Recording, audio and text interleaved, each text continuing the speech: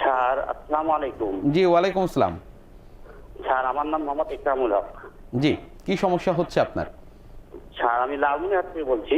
আমার সমস্যা হচ্ছে আমার বুকে স্তনের সাইডে আর কি বাম পাশে ঝিমঝিম করে ব্যথা করে স্যার। তো সময় সময় ধরে, হ্যাঁ আমি রোজা আছি, তো পরিশ্রম করলে হয় না, পরিশ্রম না করলে এইটা হয় আর কি স্যার। কেন হয় একটু ক্লিয়ার কি স্যার, এটা জানতে চাচ্ছি। নিশ্চয়ই, অনেক ধন্যবাদ দর্শক আপনাকে।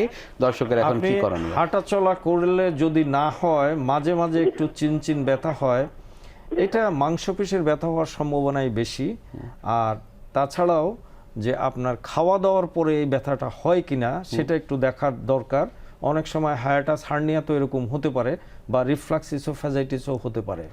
কাজেই যদি আপনার লাইফ প্রসেসের কোনো সমস্যা না করে, এটা নিয়ে চিন্তার কিছু নাই। কিন্তু যদি এটা খুব ঘন ঘন হয়, আপনি অবশ্যই একজন ভালো চিকিৎসকের পরামর্শ নিয়ে আপনার রোগটা নির্ণয় করে চিকিৎসা করে নেবেন। ধন্যবাদ।